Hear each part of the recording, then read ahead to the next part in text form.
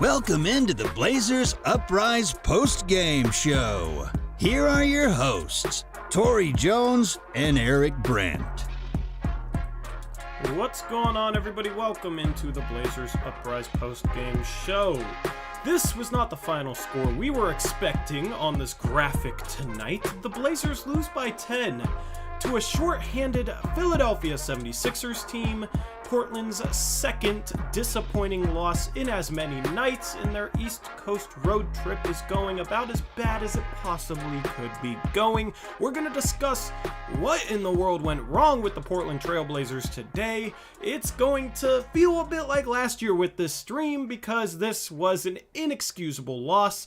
Portland got out-executed, out-offensed, out-defensed, out-coached, out-hustled, out-everythinged by a shorthanded Sixers team that was missing not only Ben Simmons, but Joel Embiid and Tobias Harris.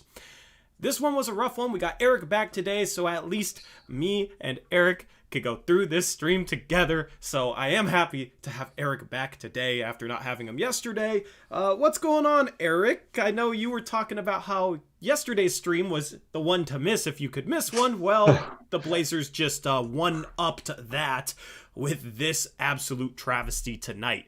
What are your thoughts? Well, first, I'd like to apologize to Trailblazer Nation for my part in jinxing the game tonight. Yeah, I didn't think there was any way that after all the things that Billups has been preaching, that this team would come out and lay an absolute egg in this game. And I was absolutely wrong about that, and it's pretty disappointing. Yeah, Eric said, do you want to say your famous jinx quote now? Because the second picks against the spread in which he's used this quote to jinx a team. I said it was easy money taking the Blazers tonight on a bet once Harris was out. But you would think, I mean, I can't blame anybody for thinking that, and I was thinking that too, but I didn't want to say it because on last Thursday's episode of Picks Against the Spread over on our second channel, link in the description, Eric was betting on the Hawks and said they were easy money, and then the Hawks lost by I think 10 or maybe 9. Yeah, and then he said, you know what, I'm gonna prove that it's not a jinx, and I'm going to say it for Portland tonight against the Philadelphia team that they should have beat by double digits, let's just be honest. And Eric, it is officially a jinx. So yeah, that's we're gonna retire that phrase. That's very unfortunate. Or I'll try to use it the opposite way. No, see, because then you'll, like, at this point, you know, just retire it. Just let it rest. It's been a good run. Just let it rest. It hasn't been a good run. Sarcasm, man. Hopefully everybody's enjoying their first day of November. I will be honest, I did not want to go live today, but now, I don't know, like, now I'm happy that we went live because I need to vent. I need to get through some stuff. This was as triggering of a game as there has been all season. And yeah, do you just want me to go in? Do you want to talk about offense or defense first, Eric? Whatever you choose, man. Go ahead. Okay, I said 2 post games shows ago when they blew out the Los Angeles Clippers that despite having 2 straight blowout wins, the Blazers offense needed to show signs of progress. It was too isolation heavy. It was too pick and roll heavy. That has killed them the past 2 games. And it especially killed them tonight against a Sixers team that still had good defensive players out there. We'll get into how the Sixers definitely should not have put up 113 on the board tonight. My goodness, we're letting George Niang and Furkan freaking Korkmaz and Tyrese Maxey crush us. Those guys are solid players, but I mean, I'd take 4 or 5 of our guys over the best player that Philadelphia had on the court tonight. But this was kind of the opposite of last year's game in Philadelphia, where we beat a Joel Embiid-led Sixers team when we were missing Damian Lillard, CJ McCollum, Anthony Simons, as well as Yusuf Nurkic. So obviously it happens, but this is a game that showed a lot of our flaws. And I just want to start with the offense because oh my goodness, it's as bad as it was under Stotts the past 2 games.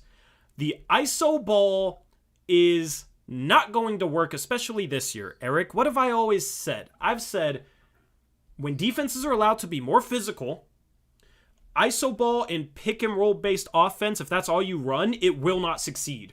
It's succeeded in regular seasons past because refs have been whistle happy and called a lot of, ticky-tack fouls, and you weren't allowed to be that physical in the regular season, so iso ball and pick and roll only worked in previous seasons, and then it would struggle in the playoffs. Well, this year, refs are letting almost everything go.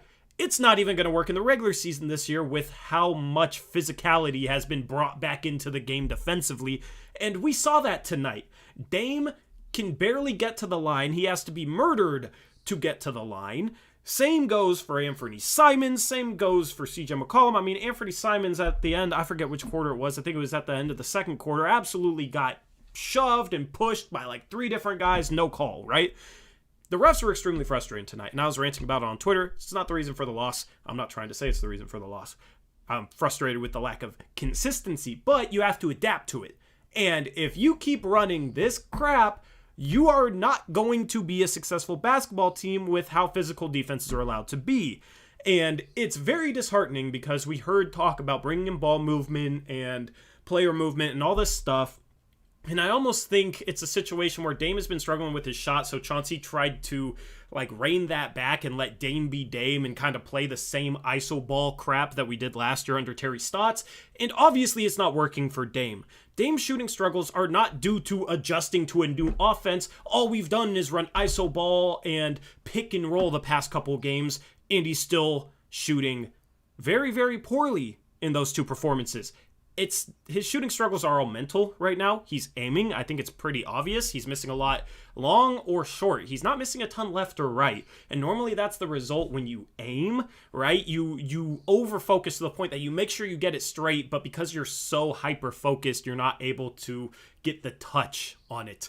Or that's what I've noticed, at least myself as a shooter, when I over-focus, when I start aiming, and I think that's the case with Dame. It's mental right now. So it's not a situation where we have to run iso ball and have to run pick and roll so that Dame gets comfortable, because obviously that's not working. It's just not working at all, man. It's horrible, and it's not due to any one player. I'm not going to sit here and blame any one player. It's a systematic thing. The Blazers seemingly are running absolutely nothing right now. They'll run a quick screen away to get Dame the ball, and then they'll all stand around.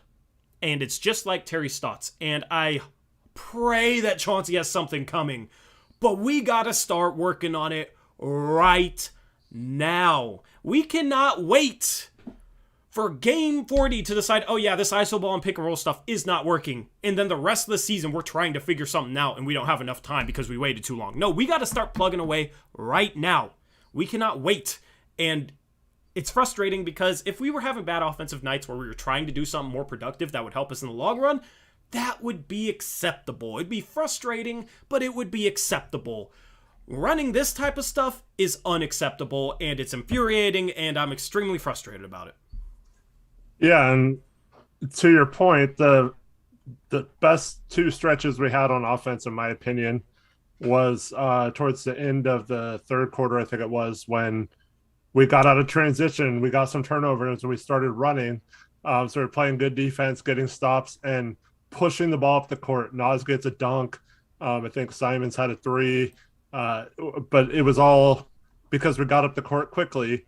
And if you're going to play ISO and pick and roll heavy offense, you have to push the ball, in my opinion. And we didn't do that for pretty much all but that little stretch there in this game.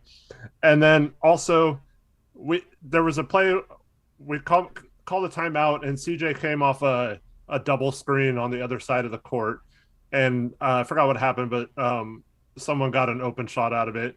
And then the next play, we run another play, and Norm gets a cut to the basket and gets an easy lay-in because he was wide open.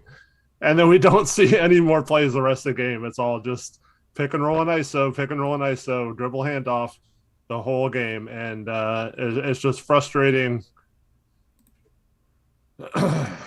that,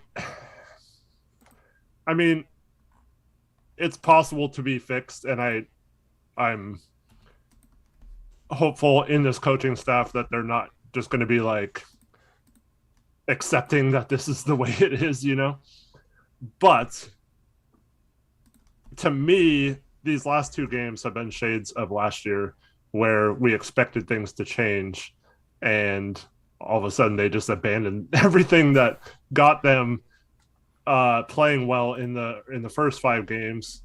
Because I mean, we've done nothing on either side of the court. We'll get to defense in a minute, but like we've done nothing similar to what we did in the Clippers and Memphis game to get those big leads.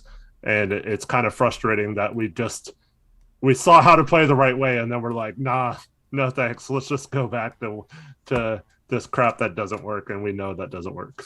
Yeah, it's all about style of play for me, man. And the team, seemingly on the road, has not figured out how to do what they've done at home the last 3 games. And they look like a completely different team home and road. Like, night and day different.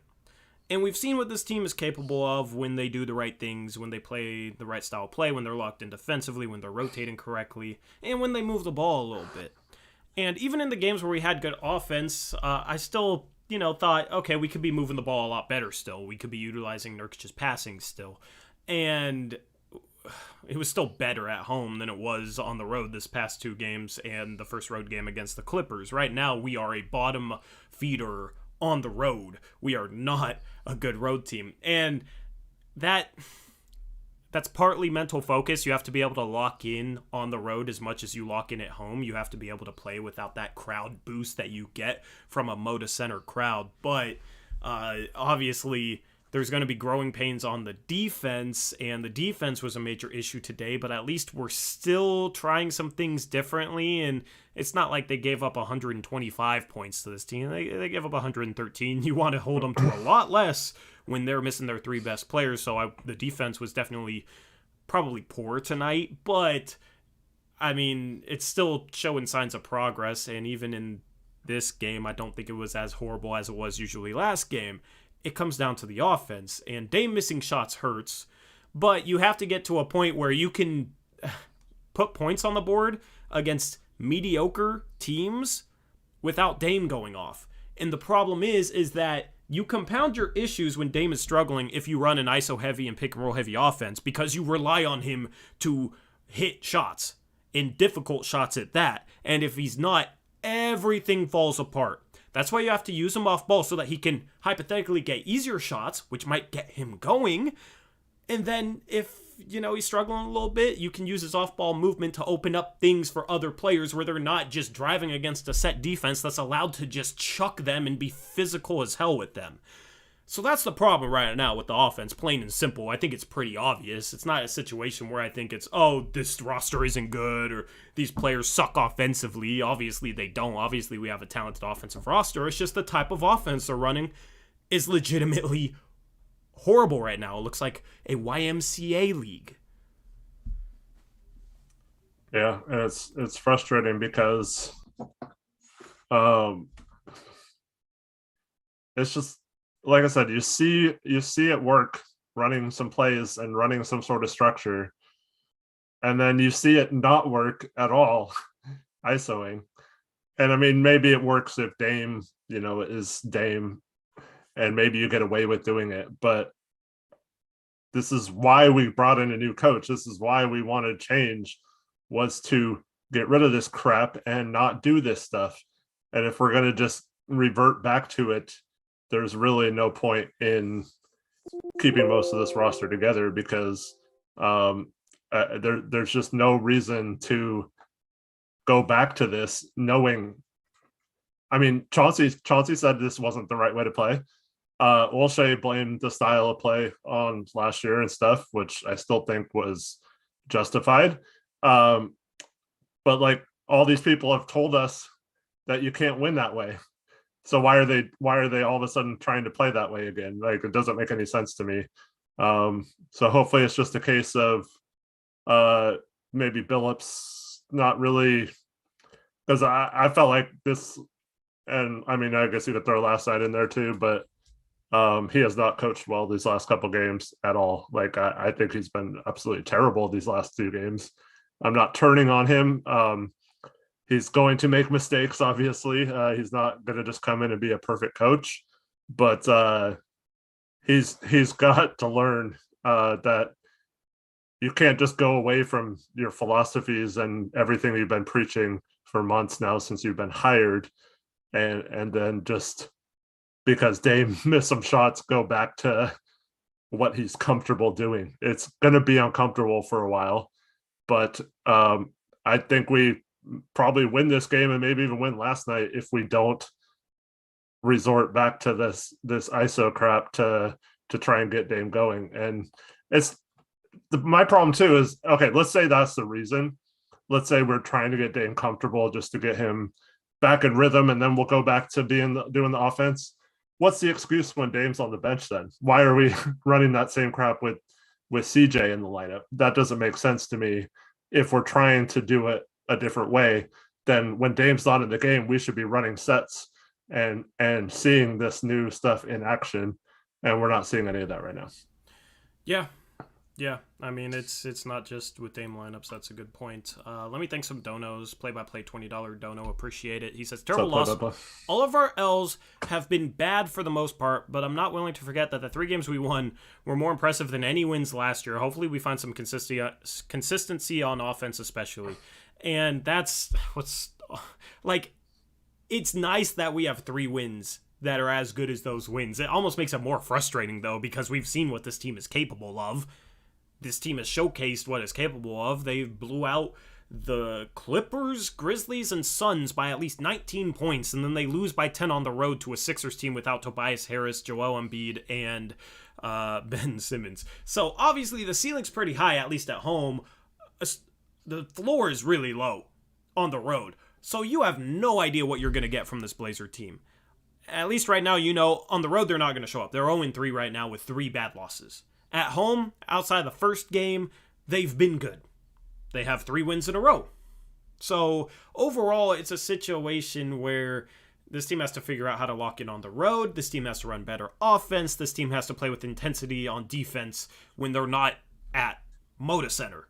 Like, that's the simplest way to just kind of sum it all up. Appreciate it. Play-by-play with the $20 dono. That's huge. Play-by-play. Thank you. Alex Pasco, $5 Australian dollar dono. Thoughts on Rocco's output so far? Not good, and he played less tonight, finally. We will talk more about that later, but he continues to overhelp and be far below average defensively, which is just inexcusable for him. Not only did he overhelp a few times, but he fell asleep while his guy backdoored, cut, and got an easy bucket because of it, and that absolutely killed their defense a few times tonight. Yep. I mean, if this continues, we're going to have some discussions trade-wise. I'm not going to entertain trade discussion until at least 20 games in. But, I mean, obviously, if this keeps up, you might have to look for other alternatives. And that other alternative might be Larry Nance Jr. He played solidly again tonight. He's been pretty consistent. Appreciate the dono, Alex Pasco. And then Eugene David, $5 dono. He says, Tori, be honest, I'm sending you $5 for this. What will you think if during the interview Chauncey says we just missed shots? I will probably cry, Eugene. I will probably cry because I thought we were past that. And I don't think Chauncey will say that. I'll be shocked if he says it because he seems like a guy who will tell it how it is and kind of be accountable. But if he says that, if he just chalks this game up to that, I will cry because I will be hopeless, depressed. Like I thought we were past this crap. So hopefully that's not the case. Why you gotta make me think about that scenario? I don't know, Eugene David, but I appreciate the $5 dono. So what were your thoughts on the defense? 2 main takeaways. I thought the effort was bad and the communication was bad.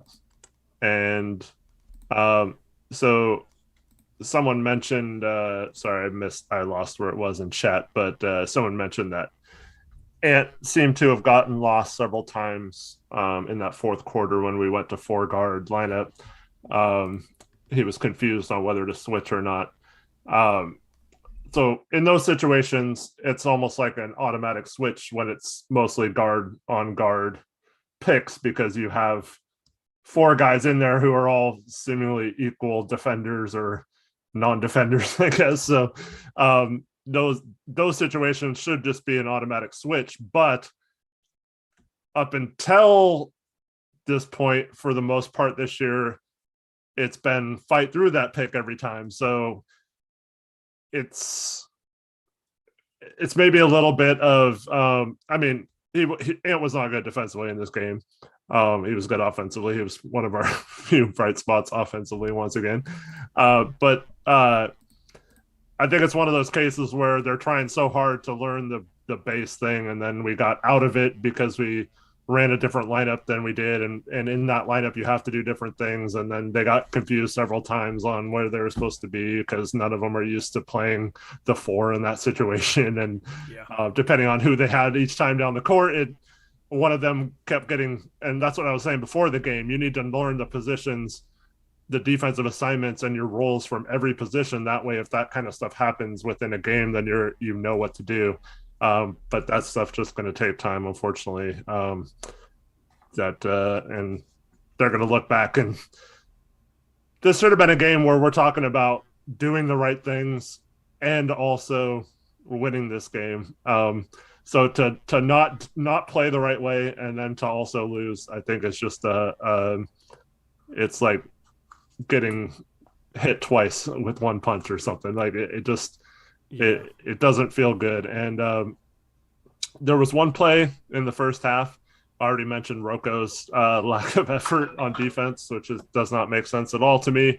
Why he's falling asleep off ball when he's supposed to be one of the best off ball defenders in the league.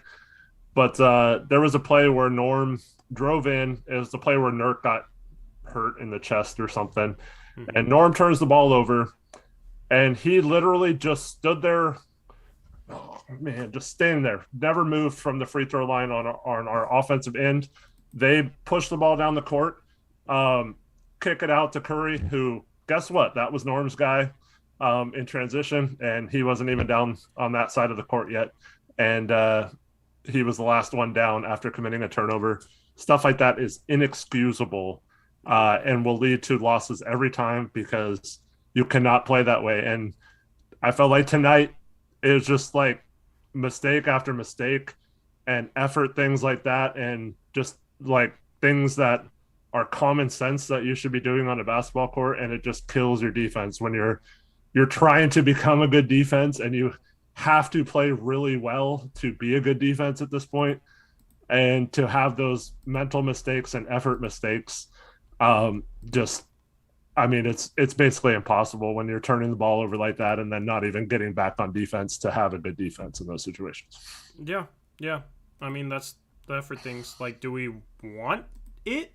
Yeah. This was obviously a trap game, but it's like, that's the thing, is going into the game, it's like, okay, they're missing their 3 best players. This is a challenge for you guys to take this team seriously still.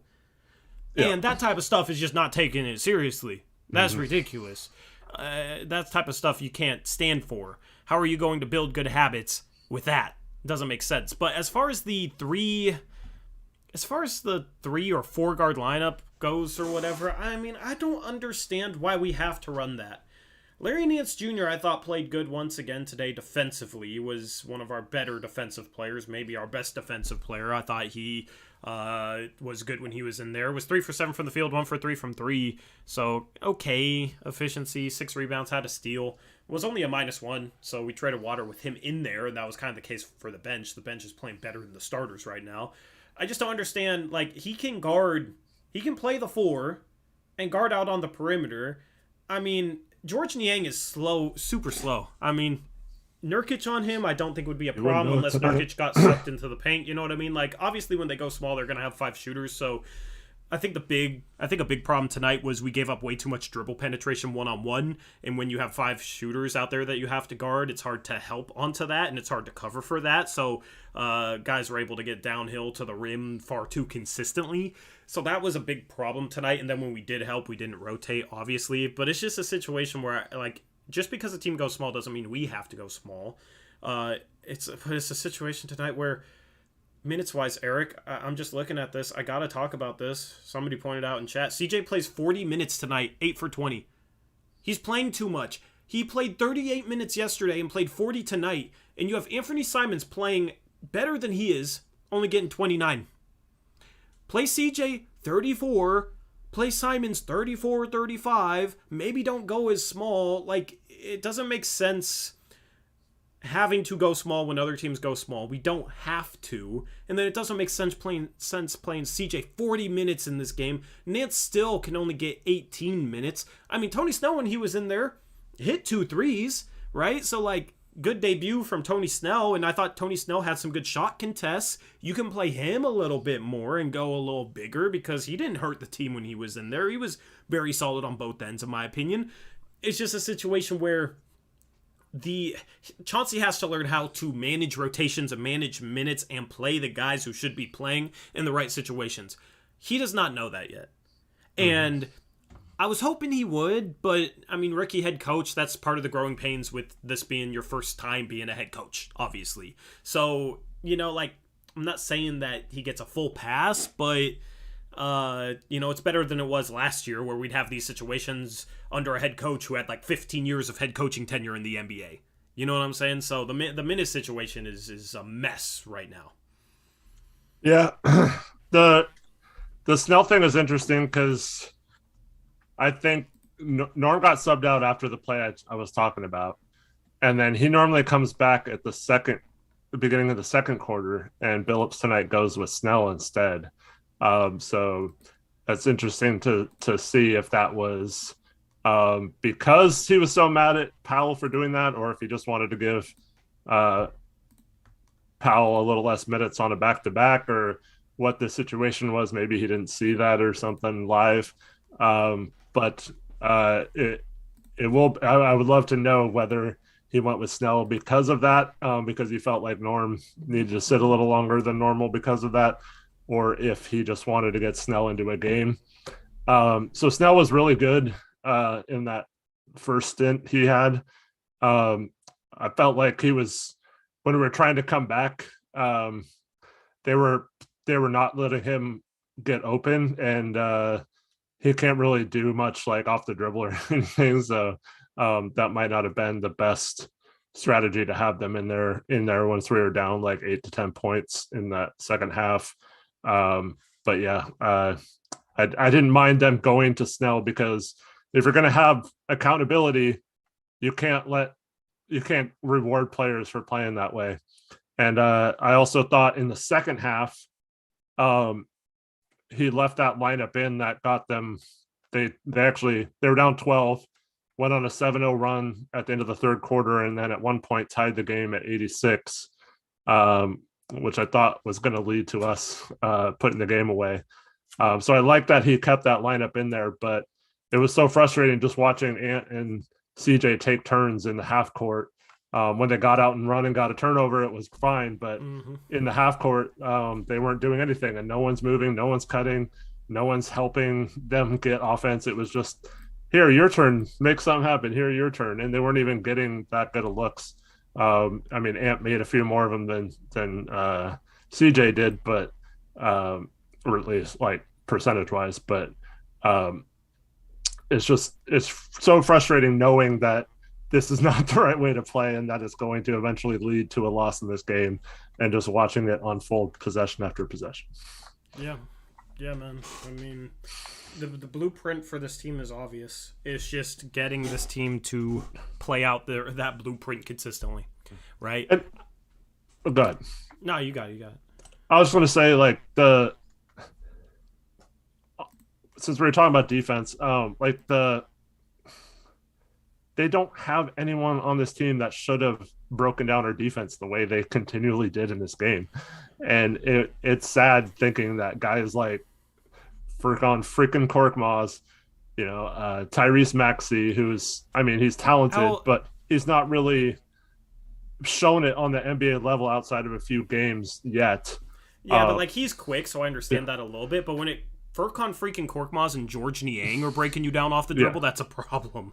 Yeah, and Curry had we should know what Curry's like, but it's just there were so many plays tonight where we just got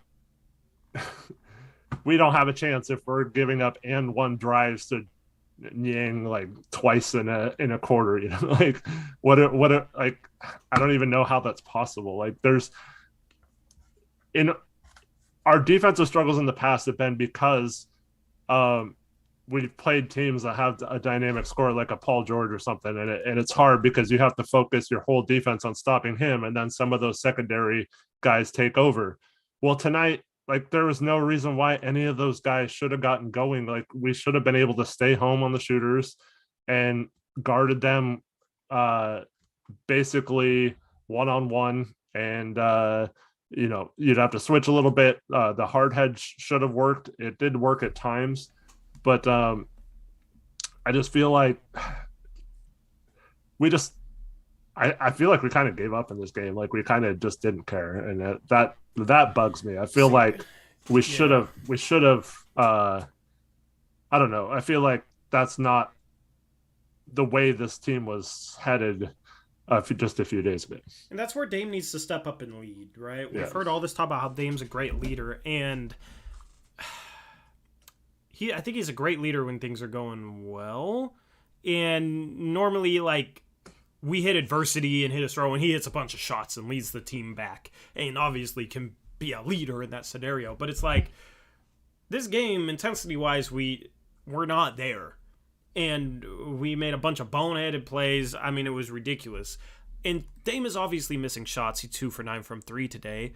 But, like, sometimes you're going to miss shots. You have to make up for it by playing hard defense, making smart plays offensively. And Dame did that, I think. 10 assists, only 3 turnovers for those 10 assists. So, overall, everywhere else, I think Dame was pretty solid. Dame has to step up and demand accountability. Right? And people say, oh, well, they need to hold Dame accountable for making or missing shots. Dude, like, Dame is trying to make shots. That's not something you can just inherently control, like the effort you give on defense or the types of passes you make. I mean, Rocco, at least twice in this game, like, drives, even though he has no driving lane, and then jumps up and tries to jump pass against his body, basically straight to a defender. And one of the times we got lucky, one of the times it was a turnover. Like, that type of stuff, you cannot be doing that type of stuff. Rocco tonight, 19 minutes, 0 shot attempts. And then all the over-helping defensively. Like, Dame needs to step up and demand better, right? All this talk about, oh, Dame needs more help. Well, he has to step up and demand better from his teammates as the leader of this team. And I think Chauncey's trying to do that. I think, maybe Dame is behind the scenes, but, like, I don't know, man. Like, Dame has to step up and, like, get on these guys. We don't have a Draymond Green or a PJ Tucker or a guy like that who's just going to, like, cuss somebody out and light a fire under the team's behind. I don't want to cuss. But we don't have that guy that's going to light that fire. We don't have that heart and soul, that dog. You know what I mean? We don't have that type of guy. That has to be Dame. Like, Dame has to step up and demand that. And teammates respect Dame. They all respect Dame. Dame could do that. I want to see him do that more. And obviously we don't see everything, but, like, even when he's missing shots, set the tone defensively, play hard, demand your teammates to do the same. If I'm Dame and I see what Norman Powell did in that first half, Eric, I am on him as the leader of this team. If somebody does that, I'm on his ass. All right, I'm just going to say the word. I'm on his ass, man. You have to demand better out of your teammates. And your teammates should be, Norm shouldn't be doing that anyway. So I'm not blaming Dame for it or anything, you know what I mean? But, like, as the leader of this team, you got to set the tone as to what's acceptable and what's not. And that play from Norm, unacceptable. And Dame has to make that vocally known. And I just don't understand why Dame isn't, like, showing more frustration on certain possessions where guys are just absolutely have their head stuck in the sand. You know what I'm saying? Yeah, well, here's where I kind of disagree with you. Dame, as the leader of the team, we know from the past he's mostly a lead by example type of guy. But when you're struggling as bad as you do, he's trying to motivate himself too to be better. And also he's making tons of defensive mistakes himself in the last couple games. So he's been bad on that end too. So it's hard when you're not playing well defensively. Whereas those guys like PJ Tucker and Draymond Green are so good defensively that they can call out other people's effort because they're almost always in the right spot. They're always tough and physical and give that effort on the defensive end. So when someone else on their team isn't doing it, they can call them out. But if you have a guy like Dame who is not known for being a good defender, and hopefully that changes at some point. But it's tough to call that out as a leader when you're not a great defender yourself. I don't think it's a situation where Dame's not trying, though. So no, when guys I know, are trying, like that's the difference. Is like, I'm not saying he should call out, Simons tries to play defensively, but Maxey gets by him and gets the rim. I'm not saying he should call that out. I'm saying the stuff like Rocco just standing in the paint, leaving his guy with 20 feet of space for absolutely no reason. And Norman Powell not running back on defense after a turnover. That type of stuff. We'll see, like, on Golden State, for example, or even, like, Milwaukee last year. So, like, the two guys you mentioned, Tucker and Draymond, like Curry, Klay Thompson, Giannis, those guys don't have to be the bad guys. So they have the Draymond that's going to yell at Kevin Durant or whatever in that situation and get on his case. And that's unfortunately, I mean, Dame's a great leader, so I'm not going to question that. But like, he's just not like a in your face kind of guy, especially when he demands so much of himself. And so when he's not playing well himself, I feel like he's kind of the type that doesn't feel like it's his right to demand that of other people if he's not at his best as well. Yeah, I mean, I get it, but it's like we need somebody to, or else it's just a situation where there's not enough accountability. Because like Chauncey can hold players accountable for sure. You need like a leader of the team to join in with that. So we need to go and find a Draymond potentially. You know what I mean? Like need, like I said, the one thing about this roster is going into this year, like, and even last year, we don't have a guy who's like the heart and soul. You know what I'm saying? We have a lot of solid defenders, but we don't have that guy that's going to be like the heart and soul of the team. And Dame is kind of that when he's making shots, but when he's missing shots, he's not. We kind of need a PJ Tucker, a Draymond Green type personality. Like, because it's a situation where this team does not come in focused often enough. Like, there needs to be a change. And it's last year and it's this year, right? And I'm not sure that changing the head coach is enough to completely change that. I think you can improve that, improve the focus just by attention to detail, watching film, doing the proper preparation, game in, game out. But there's nights where the team is going to come out flat and you need a spark. And that's kind of the one thing this roster might be missing. Yeah, I feel like, though, if we just ran with our second unit, like Nas and Ant could be that spark. I know they're not in the same way that you're meaning. But, like, I feel like we could have that spark off our bench. Our bench is good enough this year to do that. But, yeah, I just wish – I mean, it's hard. You can't just bench someone every time they make a mistake, but like, it's almost like this is the solution in my mind. Is you talked about the minutes discrepancy, right? And we'll get to that more later. Some of these guys not getting enough minutes. Well, I mean, maybe it should come to a point where if you're not playing good on defense, the person behind you is going to get more minutes that game or whatever. And I think that's probably the only way from like an in-game coaching way to fix it, I guess. But in between games, I think Chauncey can absolutely, I mean, if he chews Norm out, shows him that play and chews him out, like Norm's not going to make that mistake again. And if he does, he's probably going to be not in the starting lineup very much longer, like, my problem is we've heard all these guys talk about how much they respect Chauncey and how much they want to win for him and want to play for him, right? So you can't have lack of effort. You can't have those plays where you do that. And like we mentioned, we've seen several of those this year between Rocco and Norm, and that's two starters that can't. And Dame and CJ are going to have those sometime. They're never going to be like perfect defenders, but for the most part, they've been better than Norman and Rocco on defense, at least in terms of effort and not making those like boneheaded mistakes. And that just, you can't have a dynamic where your two best players are also giving the most effort on the defensive end. Like, those guys' job is to come in there and ease the burden on defense. And I just think they need to either come in here and show something and give that effort consistently to where they're not the ones messing up, or maybe we should mix up the lineups or do something different, because the effort thing is the only thing that really truly bothers me about the last two games. Yeah. Let's look at the team stats, man.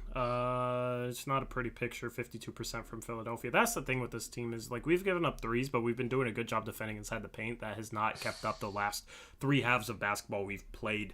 50 points in the paint for Philadelphia, when the only, like, legitimate big they played all game was Andre Drummond. That's unacceptable.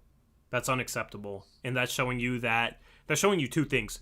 A, they're getting beat off the dribble way too much. B, they're not helping properly. Or they're getting lost in the scramble and leaving driving lanes open for the other team to re-attack the defense off the dribble. So 50 points in the paint, not good whatsoever. Shooting-wise, it's pretty even. The issue is they're 43 for 83. We're 40 for 84. They also made more free throws. That's the problem. Portland shot themselves in the foot tonight shooting the free throw. They should. CJ missed three in a row. Nurkic's free throws look really flat.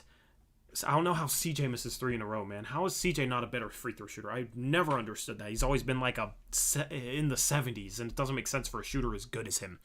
I really don't understand that. So if we make 16, 17 free throws, we're probably like right in this game at the end, and could have been a different result. So that definitely hurt, is the free throw shooting. We also, we rebounded the ball better than them. Turnovers, they had the advantage there. Fast break points, only 8. That's not good. That's really not good. We got to try and get out and run. If we're going to play this iso ball stuff and not get easy shots in the half court, we got to try and get easy shots in transition, and we're not able to do that. Anything else here jump out to you? Well, the 21 assists is, I think that's a mark of the way we played tonight, and that really bugs me, to have 15 turnovers and only 21 assists. And then you hear those people say, like, well, passing leads to more turnovers. Well, they had 34 assists. I think they had, I want to say it was something like 22 made field goals and 20 assists at one point in this game or something like that.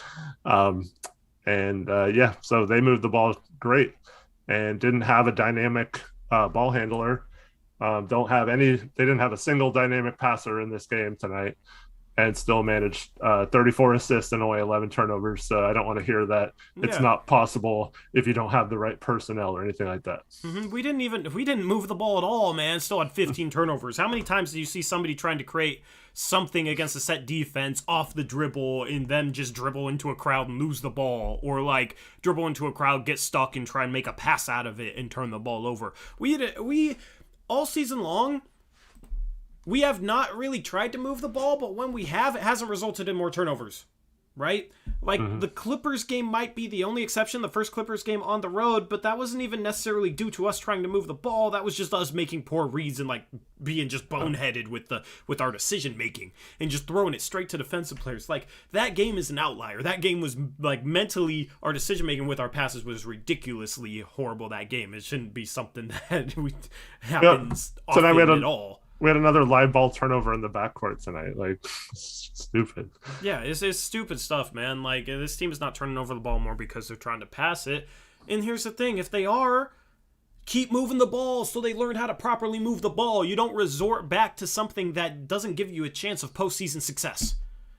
Like, if you have to go through growing pains, doing something different that'll pay off in the long run, you go through those growing pains. That's why it's frustrating that we're not, because we're still losing against teams that we should beat.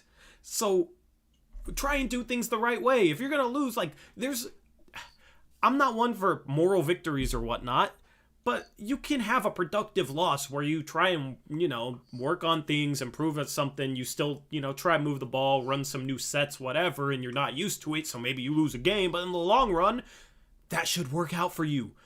This offense, in the long run, we've seen it year in, year out. It does not work.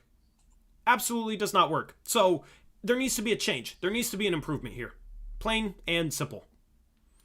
Yep, I agree. Let me thank the dono, and then we'll get into player slides. Then we'll watch Chauncey's interview if it's up by then. Shout out to Mono Poman, $2 dono, says Nasir Little needs more minutes, and I wouldn't be against that. He plays with some energy. The problem is Nasir Little got lost off ball defensively way too much today. He has to be better at recognizing situations. We'll talk about it more when we get to his player slide, if you want. For me, this goes back to what I was saying earlier, though. When he gets lost, it's not because he's not giving effort on that end. It's not because he just stood there and fell asleep or something like that. It's because he made the wrong read or he messed up where he was supposed to go or whether he was supposed to switch or not.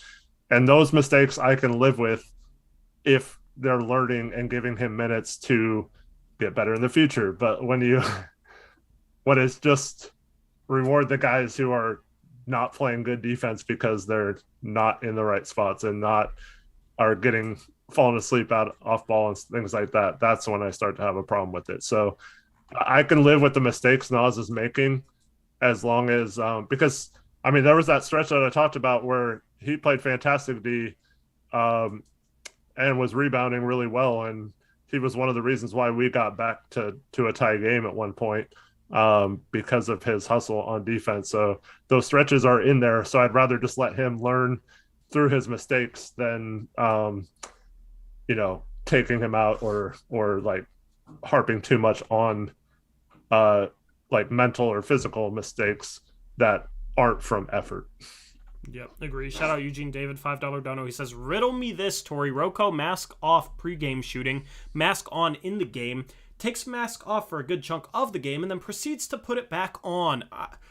I don't know, man. Appreciate the $5 dono, Eugene. I mean, he gets hit in the face every game too. Yeah, I don't know if it's something where like he's not as confident playing with it or something. I don't know. Like obviously, like he gets hit in the face a lot, but it's not something where he has to wear it.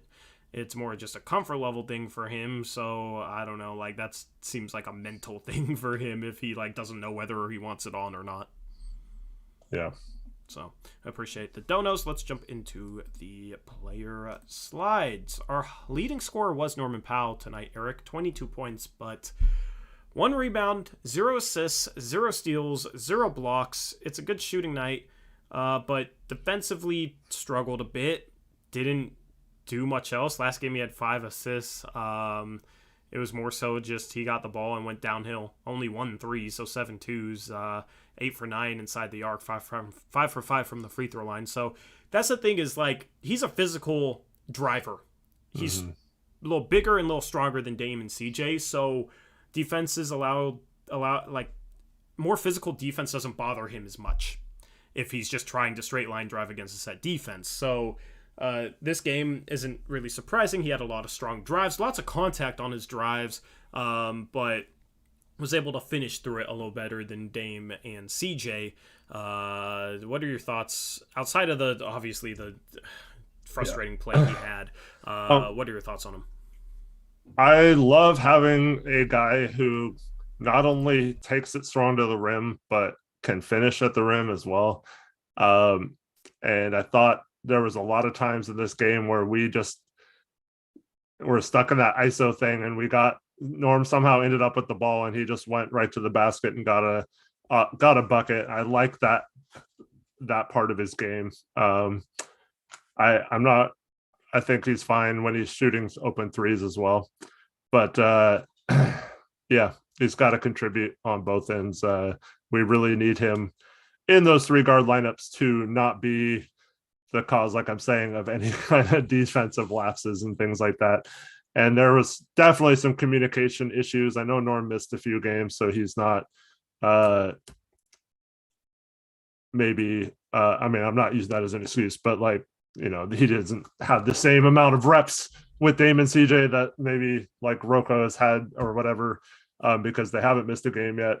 But there's just way too many times where someone thought they were supposed to switch or someone miscommunicated, and then they tried running that zone, which the first couple times just got abused. And then I felt like I could hear Dame screaming at everyone from the top of the key where to go, and it got better, after a couple possessions of looking lost. But overall, yeah, he's got to find a way to contribute more than just scoring. Yep, agreed. Let's move on to not Rocco. Okay, these are out of order for some reason. Let me pull up the non-slideshow here. Because Rocco is definitely going to be last. He's been last quite a bit this season. Let's talk about CJ McCollum. He has nope, that's Anthony Simons. What is going on? There, CJ McCollum, 20 points, 4 rebounds, 3 assists, 1 steal, 8 for 20 from the field. He's been struggling inside the arc. He was only 5 for 12, which I guess isn't terrible, but it's not the hot shooting that he started the season with. 1 for 4 from the free throw line is bad. Plays 40 minutes tonight. Your thoughts? Yeah, it's just too much dribbling, I guess is the best way to put it. Just too much dribble. It's not his fault, though. No, I know it's not his fault, but I mean, didn't he have 8 assists last night? Yeah, I mean, I don't like. Where are the cutters off those? I'm fine with isolation if there's movement off ball, but it seems like we're standing around watching. It's like we have Melo again, and and that's frustrating. It's like. For those that watched last year, I said, like, we're doing such a disservice to Melo for just standing and watching him every time he does the ball. It's like, okay, CJ scored, Dame's not doing anything, so it's your turn to just and yeah, I know it's not CJ's fault. I mean, he has to go, he has to score those because no one else is doing crap, so yeah, I think I just wish he would take it upon himself in that situation to create some offense for others a little more. But yeah, it's just like he doesn't really have much options otherwise than to kind of hunt his own shot in a lot of situations. You know what I mean? Like everybody. And that's what we're hoping against. Yeah, and everybody will see him ISO and blame him for ISOing, but they won't pay attention to what in the world the offense is doing when he's not in the game. It's still super ISO heavy. No matter who's in the game tonight, it was super ISO heavy. So some people will be on him for, you're ISOing too much. But what's the alternative? When you're not running any offense and everybody's standing around, the only alternative to you ISOing is you giving it to somebody else who then ISOs. And if all we are going to do is ISO, CJ with the way he's played this year is probably the number one guy I want ISOing if we have to ISO. The thing is, we need to stop ISOing. But obviously it was a situation where for CJ, what else do you do, man? I mean, the offense was so stagnant today, and no movers, no cutters. I don't know how many sets they ran, but it seemed like they weren't really running anything for the most part.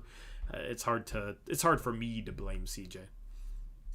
Yeah, and I thought Doc actually had a smart strategy in this game to when he had a pass, he had a lot of the players catch the ball on the move, and they were already going downhill by the time they caught it. So when you're late on your closeouts and rotations, that guy's already pretty much by you. And it's like, well, why don't we try that strategy? How does a team with no good scorers get guys open constantly? And we have all these great scorers and shooters and can't get anyone open. It doesn't make any sense to me. And that's why it's frustrating to just watch CJ ISO, whether that's his fault or not. Yeah, I agree. Sorry, I just looked at game scores. What are the games today? I don't know. Oh, my goodness. I'm 0-4 on double downs, man. Good for me. Anyway, let's move on and talk about Dame, who had a 20-point game. It's sad that this feels like a high-scoring game for him. Almost had a triple-double, 10 assists. He's been passing the ball well, so offensively he's been struggling with the shot, but he's been passing the ball well. Only gets to the line 5 times with a defense that was super, super physical with him tonight. I miss Dame being able to get to the line 8 to 9 times a game. It's going to be harder for him to put up 30-point games when he literally can't buy free throws. Overall, I mean, he's 5 for 11 inside the arc. That's okay, I guess. Got a shot blocked out of bounds. That doesn't really hurt us. 2 for 9 from 3. You want to see him shoot better. I have Rec League tomorrow. We'll see how I do. If I shoot the ball, great. Maybe I can dispel this notion that Damian's shot isn't correlated with mine. If I shoot the ball terribly, then hopefully he can have a good game and dispel that notion. Because now I got a bunch of people tweeting at me, Eric, like, Tori, get in the gym. Like, I shouldn't have even brought that up. Anyway, your thoughts on his game tonight? He did play 36 minutes, so that's a slight typo on the minutes counter there. 36 minutes tonight for Dame. What were your thoughts on his game?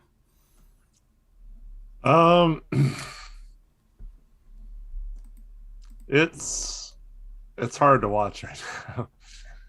Especially when he's hunting a shot and it's just not going down. I do like that he's playmaking. Again, I don't understand if he's not making the shots coming off the screen, or if he's not hitting shots in ISO or those pull-up mid-range shots consistently. Why don't we try something else? And this is the whole reason why we wanted new coaching, was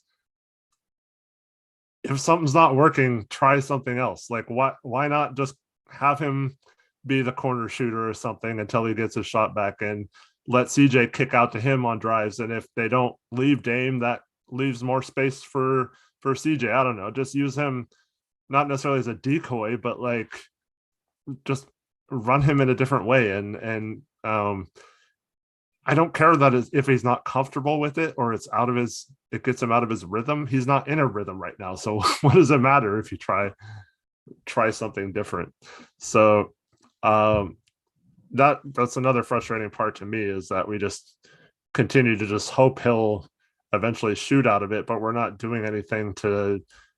I mean, I feel like he's getting really good shots for the most part. He took a couple bad ones again, those aren't necessarily bad for him unless he's struggling, but like there's no reason why we can't at least try to run him off. What happened to all like the cuts? What happened to like setting back screens for him and getting him around the rim and maybe getting an easy lay-in every once in a while or something?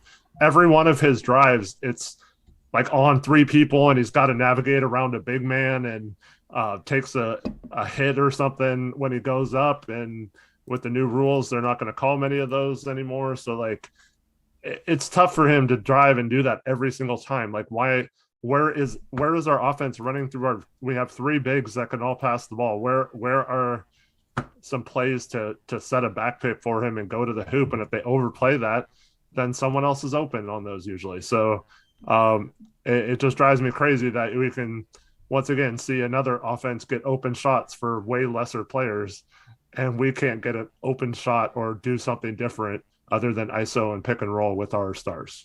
Yep, extremely frustrating. Shout out Mills Woj, $10 dono. He says, I also feel like we're just shooting too many threes. There are several times I thought we had an open layup or runner, and we would kick out for 3. And there are probably plays like that. Overall, 40% of our shots were threes today. I think that's a fair share. That's reasonable in my opinion. But there are times where Ant has a chance to get to the rim with his athleticism, and he kicks out where, I want him to go and get an easy shot for himself. Appreciate the $5 dono, Mills Woj. And as far as your statements on Dame, I mean, the offense is nowhere near where it needs to be. Plain and simple. Like, it's nowhere near. There's a lot of work to be done offensively to get a guy like him easier shots, to properly utilizing the bigs playmaking. We have 3 good passing bigs with Zeller, Nance, and Nurkic. We have to figure out a way to utilize that.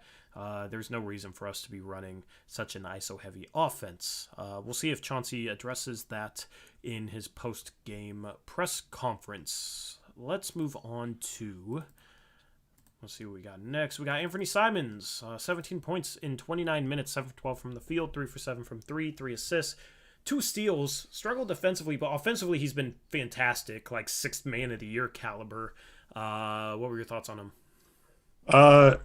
Yeah, I mean, defense, I felt like everyone was bad on defense. So just the generic needs to be better on that end.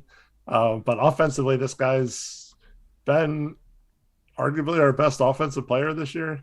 I think he's only had one game where he really struggled to shoot the ball. But it was a game we won decisively, so it didn't really hurt us. But yeah, I was glad he got 29 minutes tonight. I think he played the rest of the way after he came in the game in the third quarter, which maybe you've got to find a way. I'm not complaining about getting him minutes because we begged for that, but like maybe, get him stretches where he's not playing like 18 minutes in a row or whatever he played tonight, because that's kind of tough too to do. But once again, he doesn't look tired ever really on the court, so maybe he can handle it. But I mean, this guy, he's shooting the three well. He's showing a new part of his game, getting to the hoop. I felt like there was at least twice today where he got hammered pretty hard, and I don't know why it wasn't a foul. The refs were ridiculous tonight. And he. So like, it's almost like a disservice to say he was, like the turnovers and the one miss from two, because I felt like both of those had contact, or all three of those had contact on him. I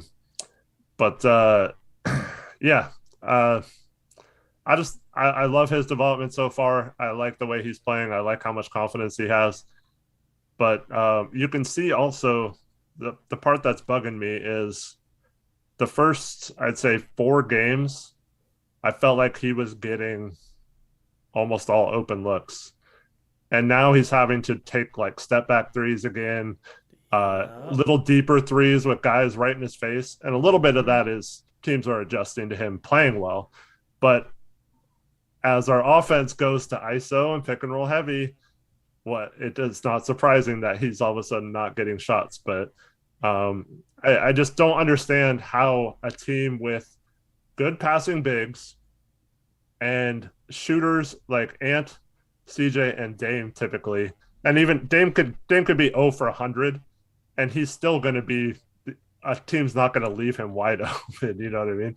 So those 3 guys should space the floor. Like, it doesn't make sense to me that we're not getting good shots with that kind of spacing and those kind of skilled big men who can pass the ball.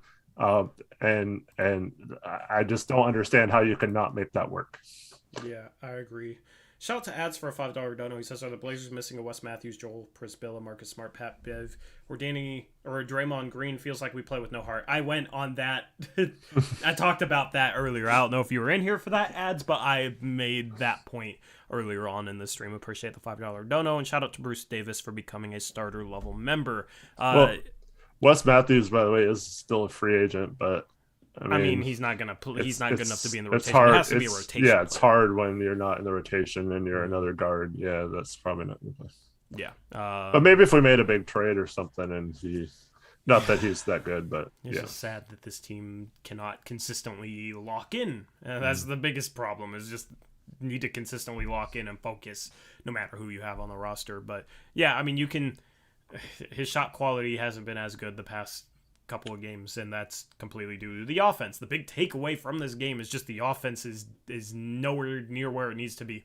Like, and it applies to so many players here that we're going through right now, and it applies to Ant. He's still able to shoot well, still shoots 42% from 3 tonight, so obviously he can still hit very tough threes. It's just like, imagine if we got him good shots consistently, open threes consistently. Imagine what he'd shoot, So imagine if he didn't have to shoot that 30-foot contested 3 that he had to pull with the shot clock running down because we were stagnant the whole possession. That would be awesome. Next player we got is Yusuf Nurkic, who I actually thought had a solid game today.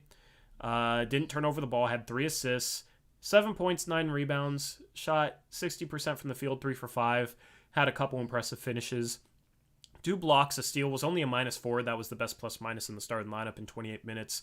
Was very serviceable today. Like, for as much as he gets, he has been our most, mentally locked-in starter here, and then the Charlotte Hornets game outside of the 2 minutes where they gave up that, 7-0 run, and actually it was more like 30 seconds. He had a part in that. Overall, I've been happy with how he's been playing. It's funny how we talked about utilizing him, and now it's like, oh, a bunch of ISO ball, and he only gets 5 shots, is 3 for 5, and we're not really utilizing his playmaking outside of a pick and roll setting. So I don't know. It comes back to what is the offense, with every player. Overall, I thought he was solid tonight. Yeah, so I see a couple comments in chat. Not a solid game because you got to understand Embiid wasn't playing. He should have been scoring 20 plus tonight. Nurk didn't have a good game, man. Come on, especially with the advantage he had. Okay. When did we even go to him in the first half? I don't even think he took a shot in the first half. Like, it's frustrating because we're not running our offense through him at all, like Chauncey had said. And it's no surprise, like you just mentioned, it turns into all ISO ball. And I think it's frustrating because this is a guy who thrives off of being involved in the offense, not scoring, but from a playmaking and from setting up the offense and stuff like that. And we're doing none of that right now. So how is he supposed to score 20 points when he barely touches the ball in the game? And there was a stretch in the fourth quarter where Drummond was not playing, and they had Nang at center. And like, why not go to Nurk in the post in those situations? Like, I don't understand why we're not trying to take advantage of our size instead of, like you mentioned, going with 4 guards and then not even playing through Nurk at all. And then no side pick and rolls today. Like I mentioned pregame that we should do more of. None of that crap. So I don't know what you expect him to do. I mean, he rebounded well for how many minutes he played, and I just don't understand what he's supposed to do. Yeah, I don't understand what he's supposed to do either. Is he supposed to go like grab the ball from a guard on the perimeter and then go one-on-one? Like, I mean, we didn't run a single play for him, and we didn't run side pick and roll for him, and we did like.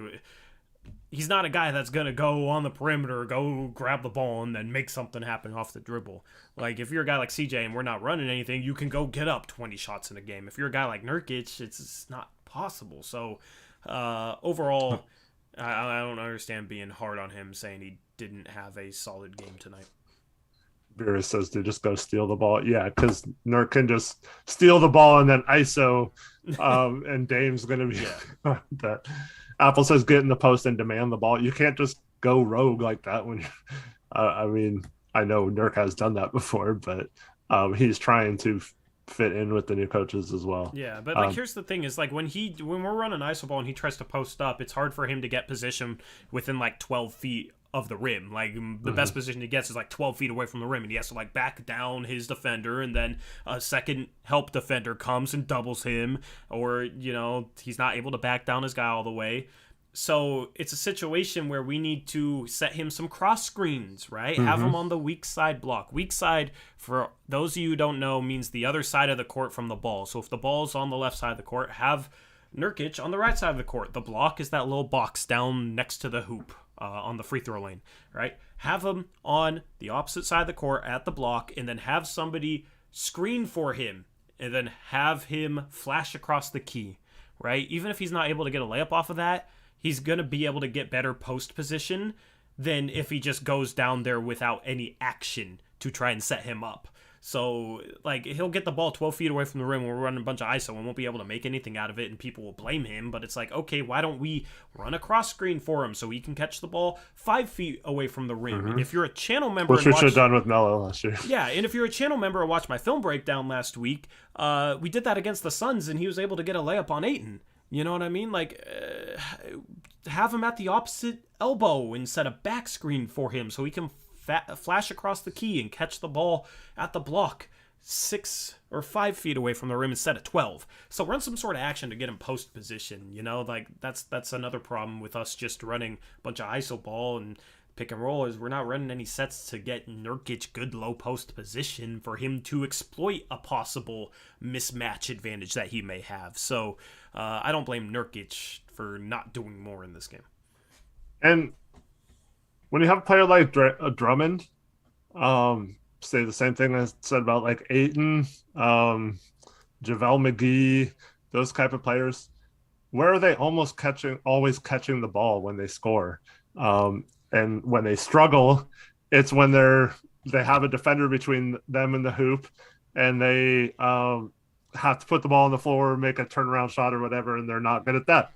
But they're almost unstoppable. It's called the dunker spot, so it's like right below the corner of the backboard. We had a game where Nance was in that spot and got the ball like 3 times. I think he scored every time on it. And we never saw it with Terry. We've seen it very little so far from Billups, but this is an adjustment I think they need to make.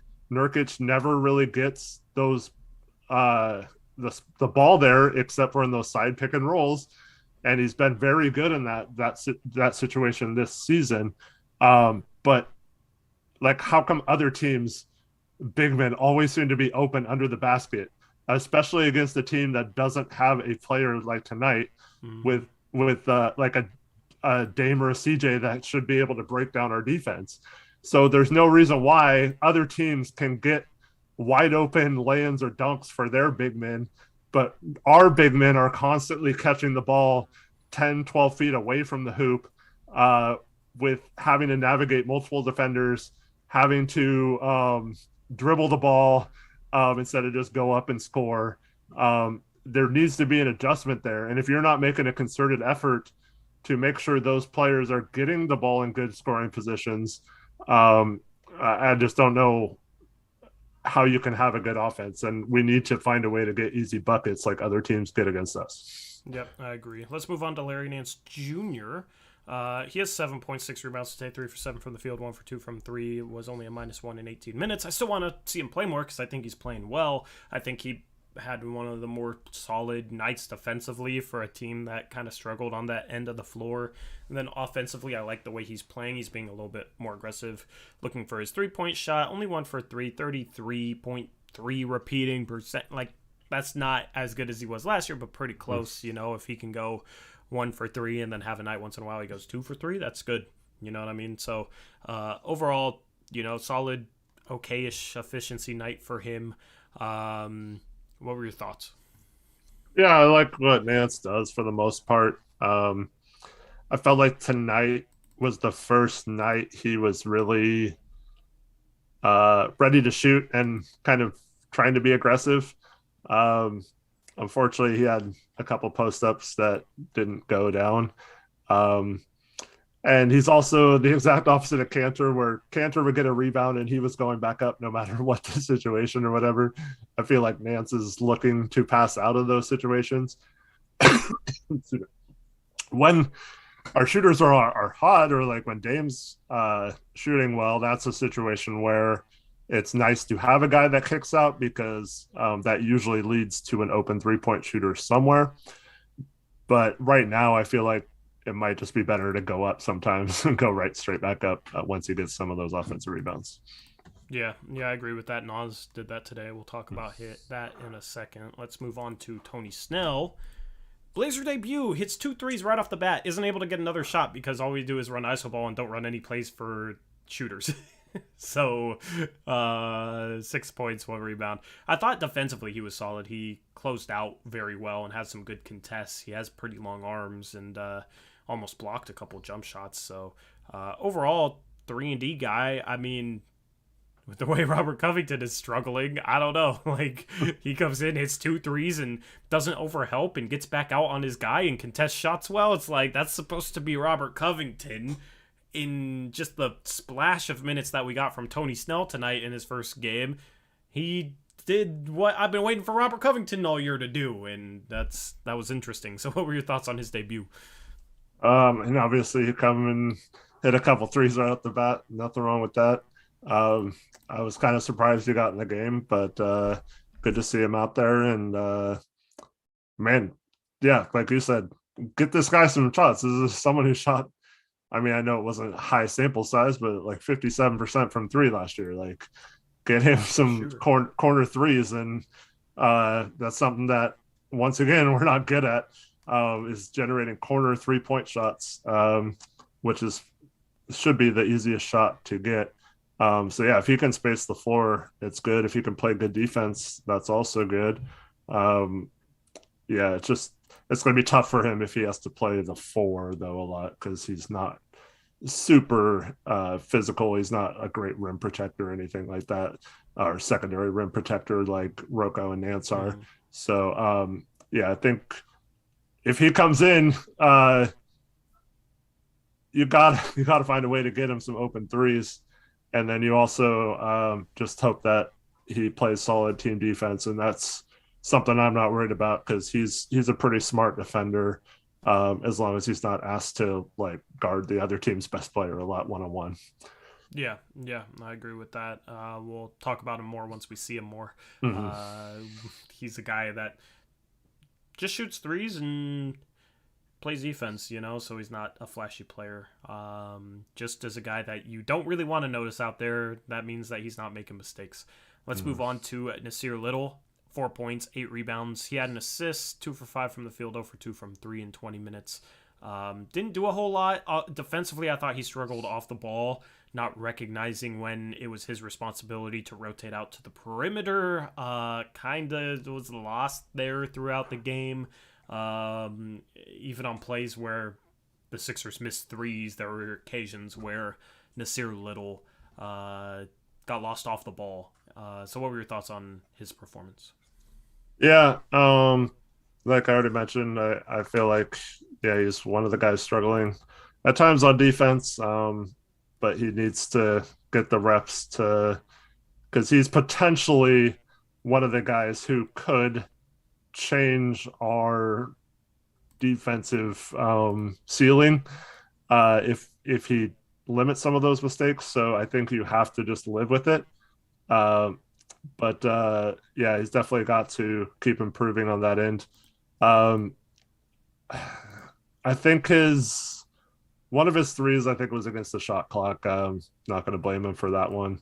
Some of his drives, I feel like he's trying to do a little too much. Maybe not quite to the level of like a Kent Bazemore or whatever, but like I feel like sometimes when the defense is set, he's not quite ready for those take your guy off the dribble moves yet. If it's in transition, maybe where you can kind of use his quickness up the court, but in a half court set, I don't like him doing that. And I feel like this guy could be one of, if not our best cutters in situations, and we're just not cutting very much, and that's really disappointing. Yeah, I agree. That's where it goes back to the offense, man. With like design cuts for Nasir Little would be great. A designed back screen lob set for Nasir Little would be great, and we're just not doing it, man. So hopefully that improves. Cody Zeller up next. The backup big man only played 11 minutes, had 3 boards, 0 points, 0 assists, 0 steals, 0 blocks. 0 for 1 from the field. I thought he was solid defensively when he played. Offensively, didn't make an impact, obviously. Thoughts on him? So Cody's had this problem the last 2 games. He's had it a few times early on in the season, but not to this extent that it's been really bad like it has been the last 2 nights. And that's he's sticking when he's showing on the pick and roll on defense, he's sticking with the guard way too long, and it's causing problems. And he's most of the time it's unneeded. I mean, every once in a while you're going to have to, and you're going to have to switch or whatever, but I feel like he's just getting stuck there too long, and the defender who's getting screened is getting through quick enough, and there's no reason to really stay there if you're not going to hard trap.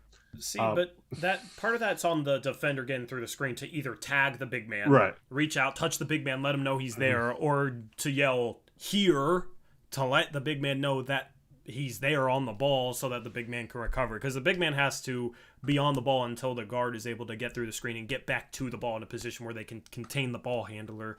And you're right, he is sticking a little too long, but that could just be a lack of communication from whoever's getting through the screen, or just Cody not hearing the communication. But that's something that they have to communicate, and that's like a two-way thing where the guard getting through, or whoever has to communicate to Cody, and then Cody has to hear that and get back to his guy. Mm-hmm. So, And I think like pressing out on them, he's done a good job of like not letting guards turn the corner on him. Yeah, and he's kind of kept things on the perimeter. So even when he's stuck too long, it's a situation where it's, at least we're not getting eaten up with dribble penetration. Well, I feel like so when Nurk does it, even if he sticks too long, he's pushing the ball handler like away from the hoop or side to side. Whereas Zeller's making the guard like stop completely, which is fine. But once he stops and gives up that momentum, that's when you let your defender recover. I don't think you necessarily need to be tagged in that situation. I mean, it's helpful if there is communication there, obviously. Our communication was terrible, and that needs to improve a lot. So I agree with you there. But if you get your defender or the ball handler to stop, that's when you need to immediately recognize that your guy coming back to guard that guy is there and you need to get back. Whereas with Nurk, he can continue with him because he's pushing him away from the basket. So if Zeller's going to continue to do that, I'd rather just go all out and just go right into him and hard trap him immediately off the pick so he can't even get through the pick and roll. So maybe that's an adjustment they can make if Zeller's having trouble there. But we got killed a few times, just him being there just a second or two too long. Yep, agreed. And when we've done a good job of recovering back to our guy, the defenses look good. The problem is you stick too long, they're able to kind of pick you apart with the pass, then you have to rotate. Then if you don't rotate perfectly, you get caught scrambling a little bit. And that's the thing, is it all starts at the point of attack, right? Yeah. You've got to defend that properly, or else there might be a chain reaction where somewhere down the line the offense is able to get a good shot if they move the ball. Yeah. Eric? Well, that's kind of to Beerus's point. He says they're closing the pass line. And that's the other thing is Zeller, where he's stopping the ball handler, he's not cutting the passing lane off. And that's why I'd like a more aggressive trap if he's going to do that. Or like Nurk, where you can't, it's hard for the defender to pass back to the big. And I mean, some players can still do an amazing pass. Like Chris Paul did that a few times still. But overall, not many players can make that pass going away from the basket, not having a good angle at to get to their big man, like at the free throw line. So I like either hard trapping that to where you're super aggressive and just completely blowing up the pick and roll, or doing what Nurk's doing and shuffling them off to the side. Yeah, and that's a great point by Beerus. Recovering through the passing lane, you don't want to recover to your big man to the side. You want to try and get in between the ball and your big man when you're recovering, so that that guard might not have an opportunity to pass the ball to that big man because you're in the way. So recovering through the passing lane is the final part of hedge and recover as a pick and roll scheme for the big man. One more player to talk about, Eric. It's Rocco, Robert Covington. 0 points, 0 shot attempts, 0 free throw attempts, 0 steals, 0 blocks. He had 3 rebounds and an assist and a turnover in 19 minutes, and he had some pretty bad defense once again. Thoughts? I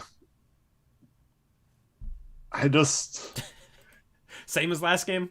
Yeah, well, I'm starting to really hate him and Nurk together.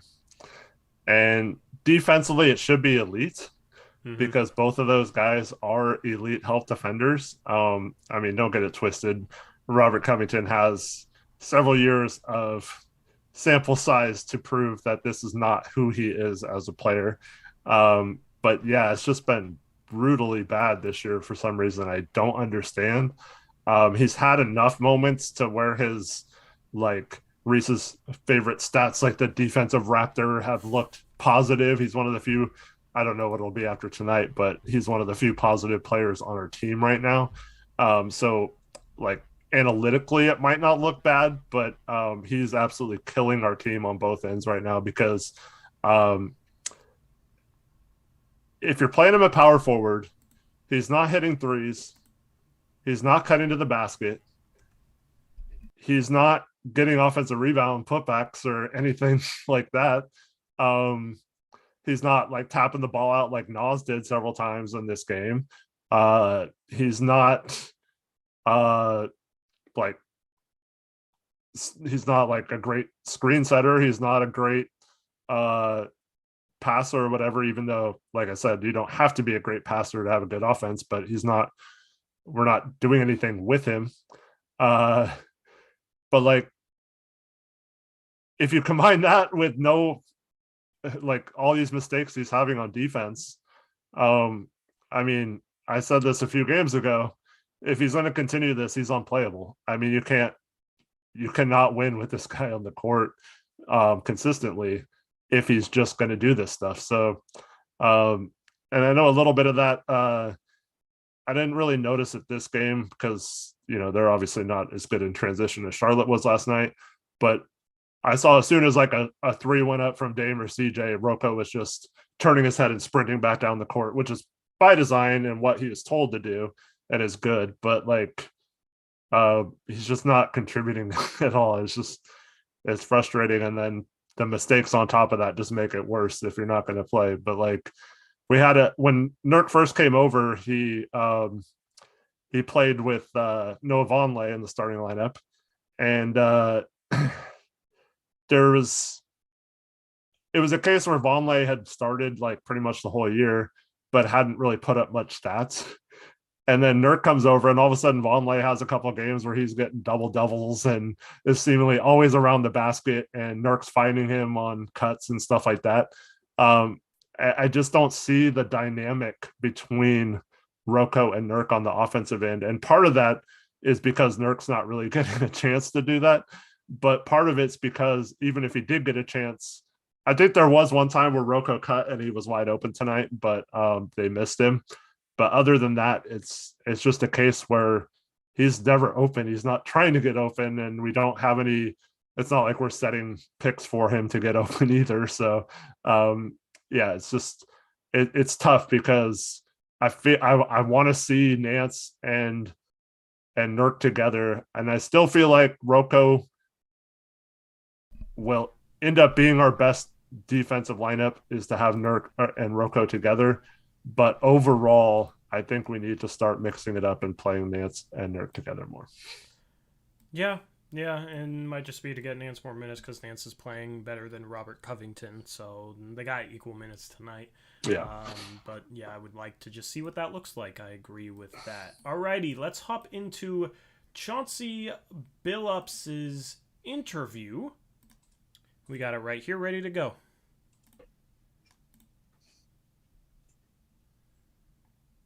Okay, questions for Coach?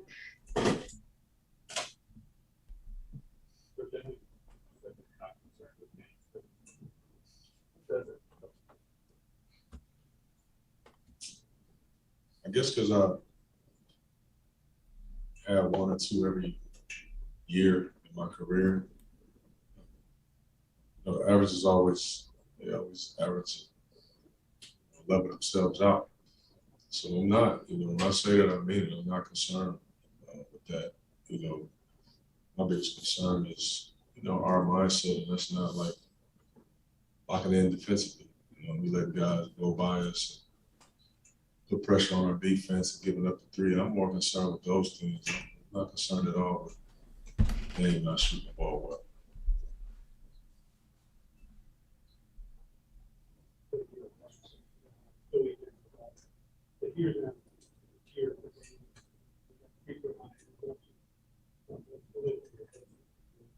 That's okay. Hear the question. I mean, I wasn't surprised at all. And when they were saying we want Lillard, I was saying we do too. I mean, I understand and I get it. This is really got a great fan base. They hold no punches, man. I've always appreciated that about this city.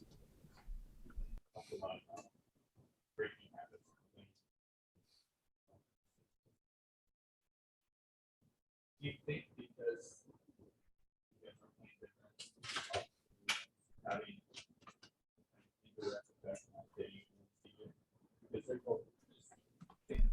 No idea what's being asked, by the way. I mean, you probably can put some of that, on it. They both done a good job of just trying to, do what's been asked. I mean, the defense is obviously doing the same thing with Dame. You trap him. He's doing a good job of getting off of it. And there's just too many times that we just don't make teams pay for that. This is not the first year or the last year that they're going to be at the level and they're going to trap him. We got to do a better job of exploiting the coverage. But, he does a good job of, even when he gets trapped, he picks his spots and he gets hot. He just had those moments. Yeah. You said before that Chauncey is maybe concerned about Yeah. the guys that had out. At what point did you start to see kind of what you were working on? In the second quarter, I didn't like our mindset. I felt like we just kind of traded baskets with them. Complained a lot, about the no calls and things, and I was too. It's kind of eye opening, but this is what it is. But I said at halftime, listen, we're pretty much in the same space that we were in the night before. Let's come out and be better in the second half. And we just didn't, man. We just didn't. We just didn't have it tonight defensively. We were a step behind. And yes, back to back, they were waiting on us, but still a basketball game.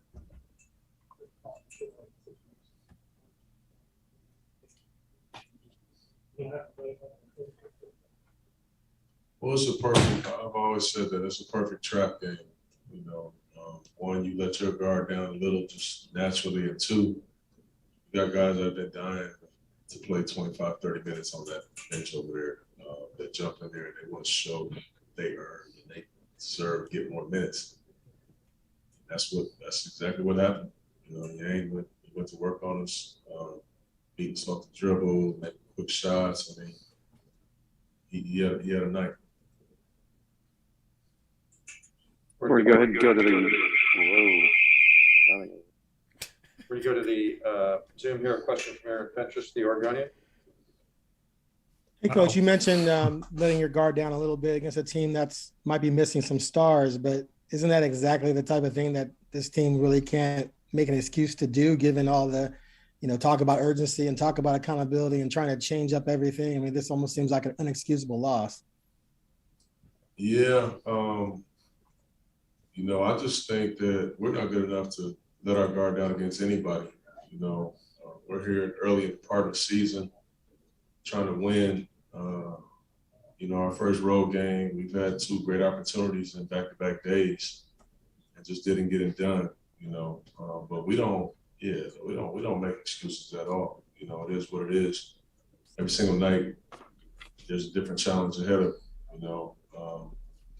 we just didn't get it done. We weren't good enough tonight. How was it to have Tony Snell back, and what do you think about his performance? Yeah, it was good to have Ask Snell about the stagnant offense, back out there. I thought he was good in his minutes. He obviously doesn't know all of our stuff right now, but he's just a pro. He comes in, he knocks down two big shots. Those were big shots at the time. We were kind of struggling a little bit, but I think Snell's gonna be fine. But it's put me in a position where play 10 people.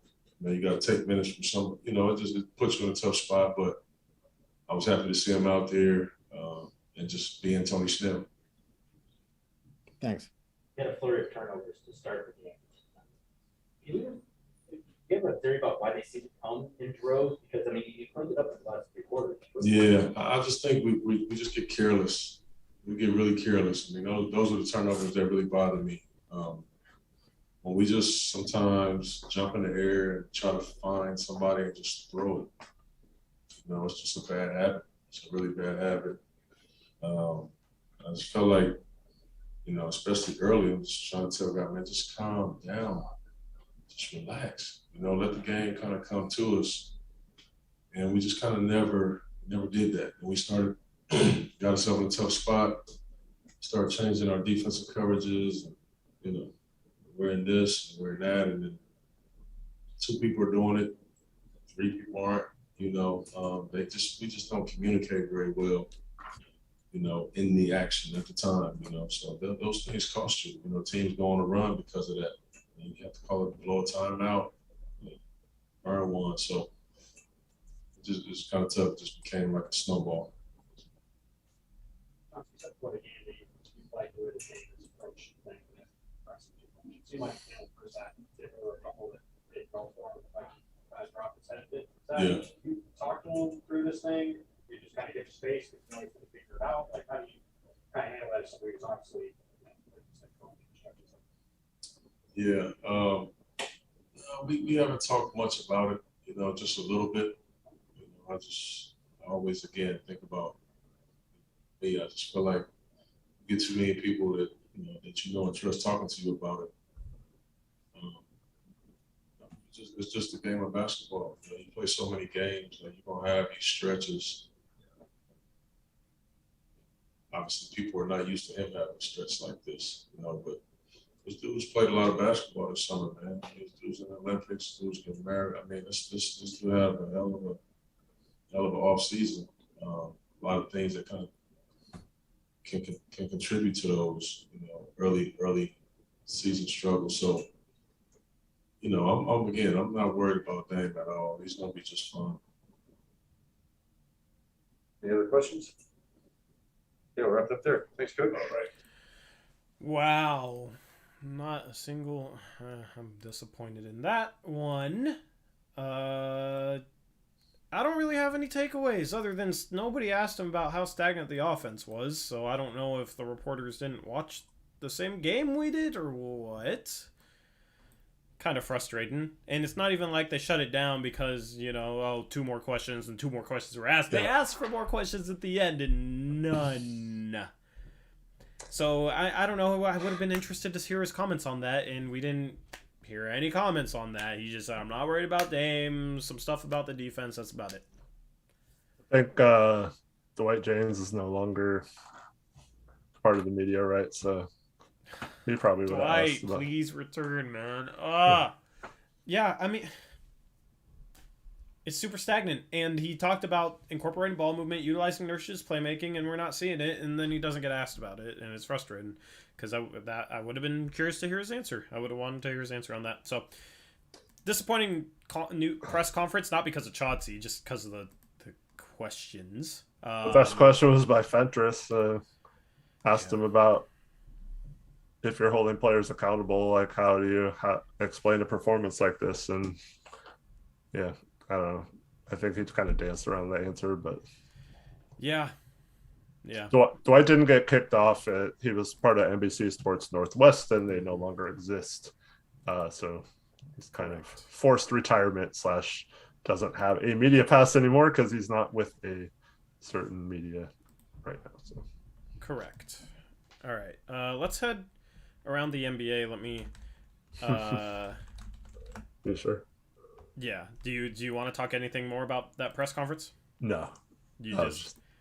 Okay, so why don't you read off the picks against the spread standings from today before I head into game scores? If you there's one game going on right now. Mm-hmm. The Thunder are up 9, so of course they are. That's a 12.5 point spread for the Clippers. So the Thunder are basically plus 21 right now. Yeah. Of course, I took the Clippers. My gut said Clippers, and of course. Dude, picks against the spread has been miserable for me. I picked the Celtics as 2.5 point favorites over the Bulls. They were up 14 heading into the fourth quarter. They got outscored 39-11. I guess we should just throw this up here. This is not updated. This is from October 29th. Let me switch it over to November 1st. I just want to talk about that. I don't know. I gotta get. Go. What were you gonna say? All right. Go ahead. You want to thank Chris Stevens' message. Chris Stevens, member for 9 months. Thank you, Chris. He says, let me throw you guys some optimism. If we beat Cleveland, we're 4-4. Keeping it 500 for the first 20, 30 games with new schemes is all good.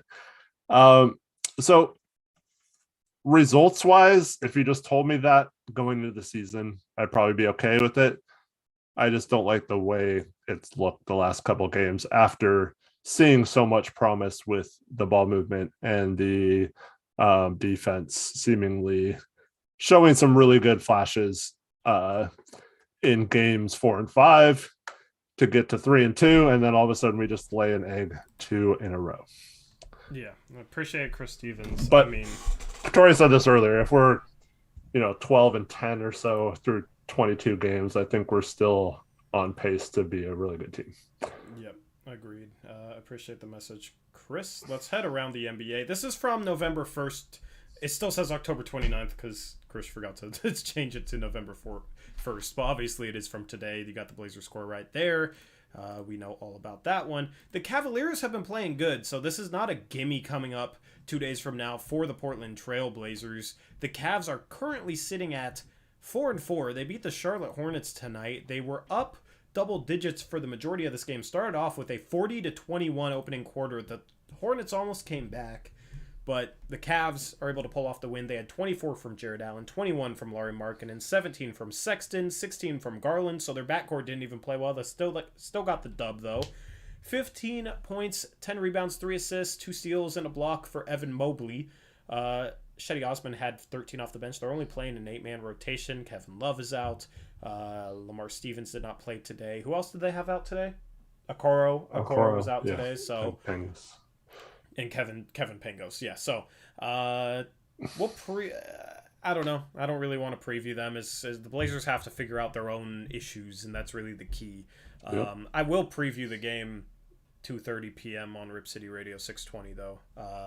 For those of you that want to hear my thoughts on that, that'll be with Chad Doing. The Hornets in the loss have 30 from LaMelo Ball, 12 for 22, 5 for 8 from 3, 23 from Rozier, 13 from Miles Bridges, but he was only 4 for 18. Kelly Oubre was 1 for 8 after absolutely crushing the Blazers yesterday. They were led by PJ Washington with 18 off the bench. Yeah, good one for the Cavs. But yep, like you said, can't take them lightly because we just lost to the Hornets last night, and here the Cavs are beating them today. Yep, exactly. The next game was Indiana defeating the Spurs. I felt like this was going to be a breakout game for Indiana. They put 131 on the board, led by Domantas Sabonis, who had 24 points, 13 rebounds, 6 assists. Good game for him. We faced the Pacers after we faced the Cavs. That's our next two opponents. That Pacers game will be at home in Portland, though. Every starter in double digits for the Pacers. Chris Duarte, the rookie from the University of Oregon, 18 points, 6 for 11 shooting from the field. 17 off the bench from Justin Holiday for the Spurs.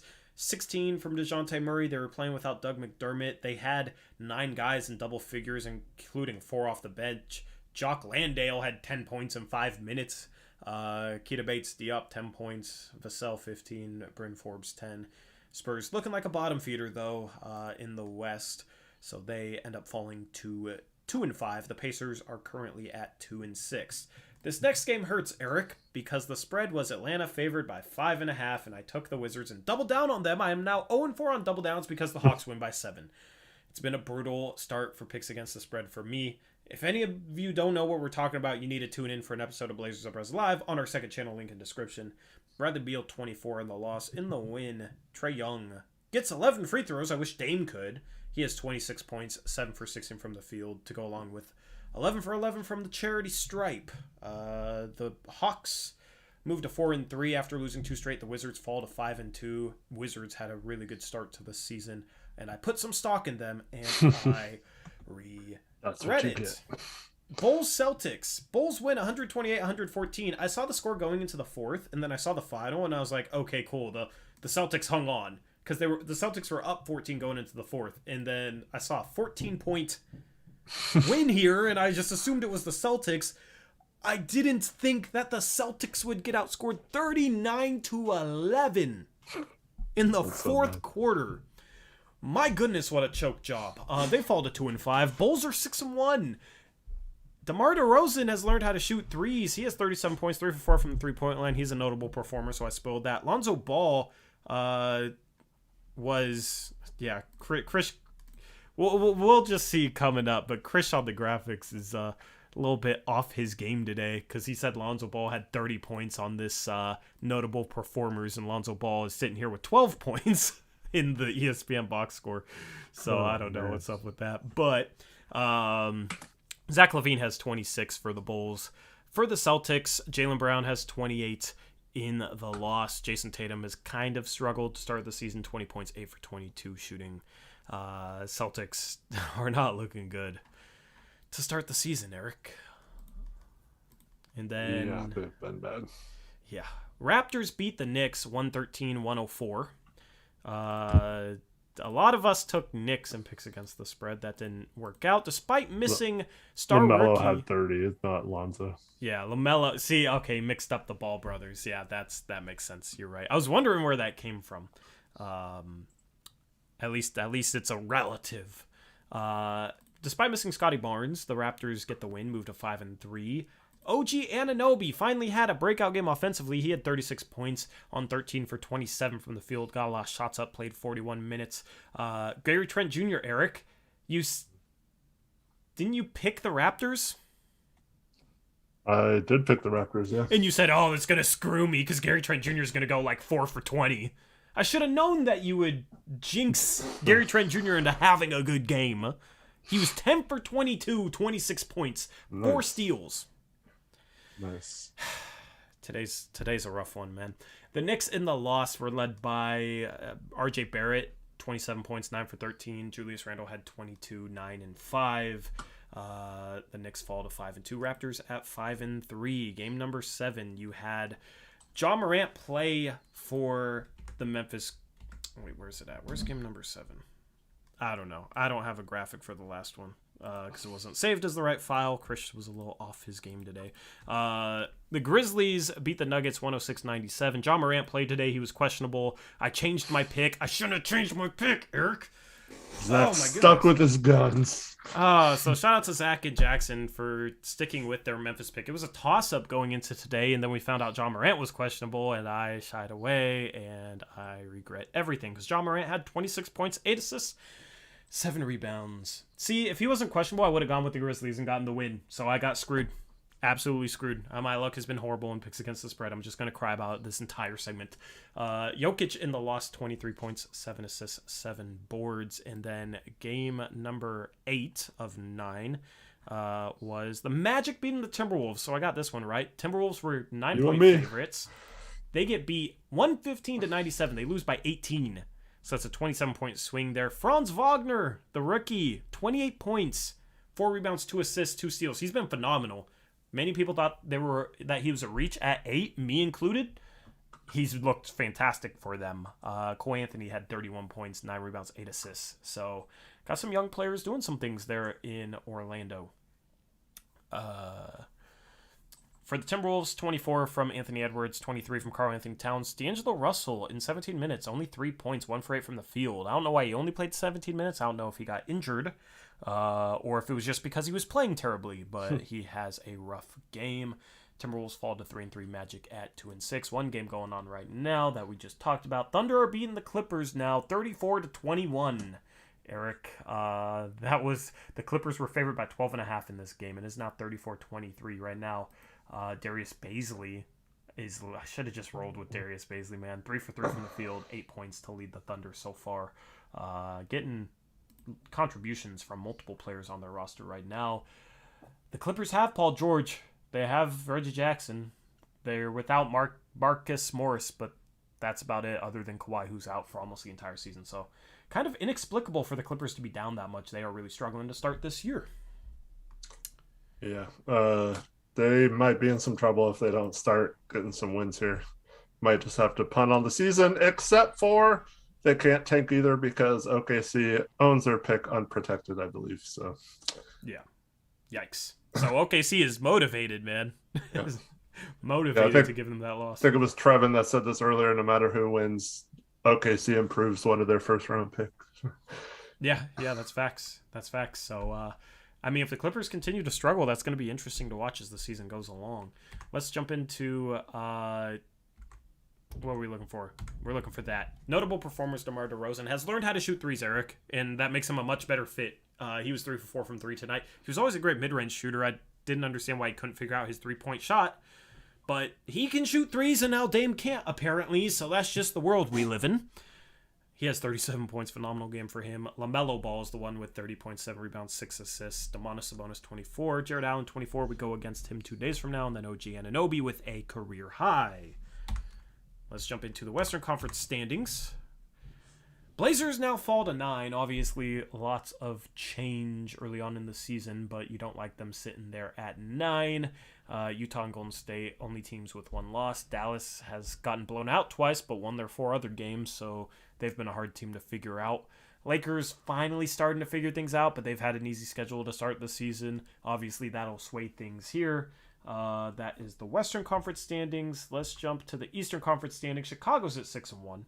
Great start to their season. I didn't really believe in them to start this year, and they were kind of proving me wrong, but I also didn't believe DeMar DeRozan would figure out how to finally shoot threes, and it seems like he has. So they've been phenomenal. Easy schedule as well, though, for them. Miami, New York, Washington all sitting at 2 losses. Philadelphia moves to 5-3 with their win over Portland today. Let's look at I don't have the next 5 games yet. Any other thoughts just in general, Eric, because this ending is a little bit disjointed? Do you want to hear the Marcus Smart quote from tonight? Yes. It's pretty juicy. I think I read it, but definitely say it. Marcus Smart after the game tonight. I would just like to play basketball. Every team knows we're trying to go to Jason and Jalen. Every team is programmed and studied to stop Jason and Jalen. I think everybody's scouting report is to make those guys pass the ball. They don't want to pass the ball. Wow. Wow. Okay. That's something. I don't even know what to say to that. What are your thoughts on that? What the world? He just straight up called out his teammates. He went on to say they're still learning and they're making progress and stuff. But yeah, I don't know how you can walk back. So that's the other side of having a guy that'll call people out. Because that's I don't know if that'll be productive or not for the Celtics, or if that has a chance of just crumbling. But there is something to be said about having a guy who's steady and doesn't get too high and too low. That's weird. Jaylen Brown shot 18 times today in 34 minutes. Marcus Smart shot 11. He was 5 for 11. Jason Tatum shot 22 times. Both Tatum and Brown had 3 assists apiece. So as a team, though, only 20 assists for the Celtics. They did put 114 on the board. They had 103 through 3 quarters. So that must have just been a fourth quarter issue, because their offense was absolutely phenomenal the first 3 quarters. So that's kind of an interesting comment after this game. Yeah. I guess Tatum and Brown skipped media availability after the game. So. Skipped it? Yeah. Wow. Okay, so turmoil in Boston. Hopefully the Blazers don't get to that point. I don't think they will, but yeah, that's definitely bad. Let's look at the next 5 games for the Portland Trail Blazers. They play the Cavs on the 3rd, Pacers on the 5th, Lakers on the 6th. They then get 2 days off. Maybe they can put in some offense. But they then go on the road for their 3rd matchup in the first 11 games against the Clippers. It'll be nice to get home, and that's a litmus test there on the 6th against the Lakers, second night of a back-to-back. But it is at home, which the Blazers have been much better at home. And then on the 5th game, it's definitely not going back in time to October 29th. Let me see here, because I didn't think they played they played the Suns on the 10th.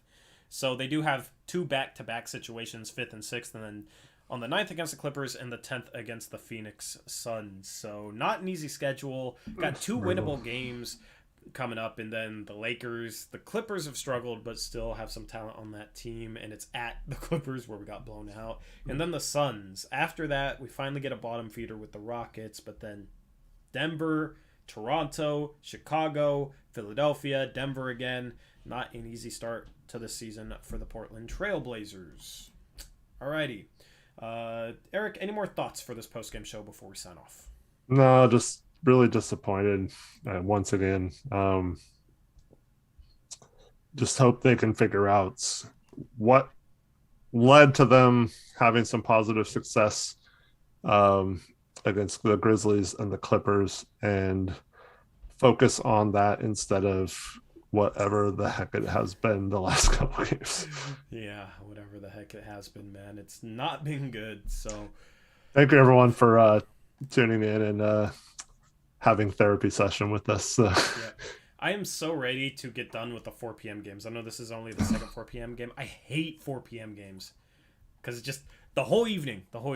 You know, I would much rather be streaming at 9:30, 10 at night. It's much, you know, end of the day, kind of wrap up the day with it. Win or loss, I like it better than, you know, the earlier stuff. But as a West Coast team, you have to play East Coast games, and you're not going to play them at 10 p.m. local time there on the East Coast. So one more 4 p.m. game against the Cavs, and then we're looking at earlier games as the Blazers head home, face the Pacers and the Lakers, and then they go to LA to face the Clippers. So those are all 7 or 7:30 p.m. tip-off times. So back to later start times.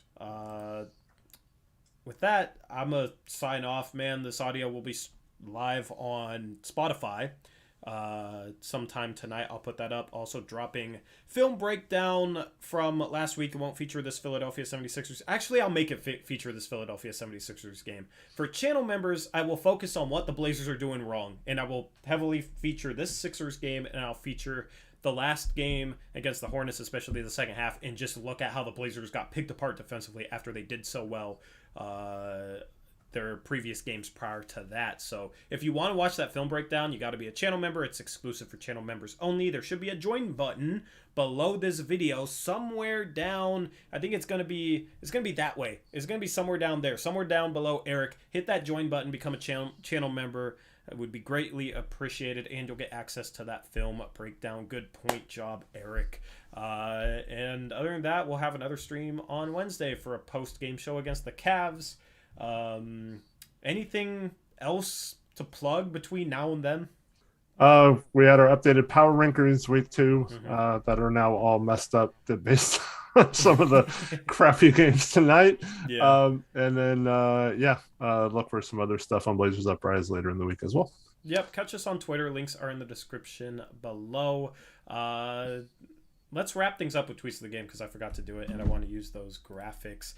This just encapsulates the game. Rocco is not playing like he's in a contract year. He's not going to get paid if he keeps playing like this. Shout out to Jackson for that one. Remember to use hashtag Blazers Uprise in your tweets.